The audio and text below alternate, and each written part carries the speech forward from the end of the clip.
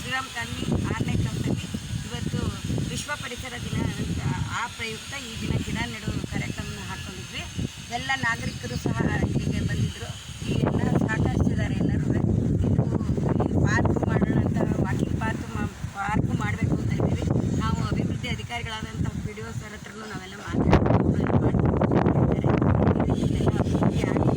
ಎಲ್ಲ ಸಹಕರಿಸಬೇಕು. ನಮಸ್ಕಾರ, ನಾನು ರವಿ ಕೊಟ್ಬಾಗಿ, ಗ್ರಾಮ ಪಂಚಾಯತ್ ಸಂದೇಶ್ ಮುಟ್ಗ.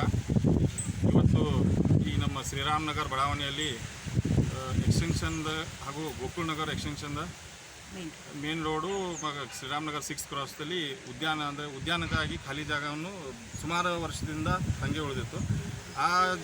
ಇದನ್ನು ನಾವು ಏನು ಮಾಡ್ಕೊಂಡು ಇವತ್ತು ವಿಶ್ವ ಪರಿಸರ ದಿನ ಅಂಗವಾಗಿ ಸಸಿ ನೆಡುವ ಸುಮಾರು 50 ಸಸಿಯನ್ನು ನಟ್ಟು ಈ ಉದ್ಯಾನಕ್ಕೆ ನಾವು ಚಾಲನೆ ಕೊಟ್ಟಿದ್ದೀವಿ. ಅದೇ ರೀತಿಯಾಗಿ ನಾವು ಗ್ರಾಮ ಪಂಚಾಯತಿ ವತಿಯಿಂದ ಇದರಲ್ಲಿ ನಾವು ಕೆಲವೊಂದು ಇಕ್ವಿಪ್ಮೆಂಟ್ಸ್, ಮಕ್ಕಳಿಗೆ ಆಟ ಆಡೋದು ಇಕ್ವಿಪ್ಮೆಂಟ್ಸು, ಹಂಗೆ ಬೆಂಚ್ಗಳು, ಕುಡೋಕೆ ಬೆಂಚ್ಗಳು, ಹಾಗೆ ವಾಕಿಂಗ್ ಟ್ರ್ಯಾಕು ಮತ್ತು ಉದ್ಯಾನಗಳಲ್ಲಿ ಏನು ಸೌಲಭ್ಯ ಮಾಡಬೇಕು ನಾವು ಪಂಚಾಯತಿ ವತಿಯಿಂದ ನಾವು ಹಾಗೂ ನಮ್ಮ ಅಧ್ಯಕ್ಷರಿದ್ದಾರೆ ಮೀರಾ ದೇಶಪಾಂಡೆ ಅವರು ನಮ್ಮ ಪಂಚಾಯತಿ ಎಲ್ಲ ಸದಸ್ಯರನ್ನ ವಿಶ್ವಾಸವನ್ನು ತಗೊಂಡು ಈ ಉದ್ಯಾನ ಈ ನಮ್ಮ ಗೋಕುಲ್ ನಗರ ಶ್ರೀರಾಮ್ ನಗರದಲ್ಲಿ ಒಂದು ಮಾದರಿ ಉದ್ಯಾನ ಮಾಡಬೇಕಂತ ನಮ್ಮೆಲ್ಲ ನಿವಾಸಿಗಳು ಆಶೀರ್ವಾದದಿಂದ ನಾನು ಇದನ್ನು ಮಾಡ್ತೀನಿ ಅಂತ ತಮ್ಮ वाहिन्या मुखांतर ನಾವು भरोसा ಕೊಡ್ತೀವಿ.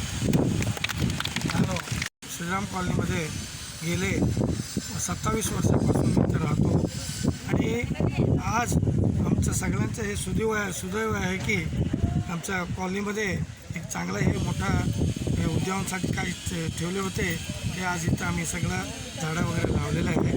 आणि त्यानिमित्ताने ग्रामपंचायतीचं अध्यक्ष आणि सदस्य आणि बाकी सगळे कर्मचारीसुद्धा आले होते.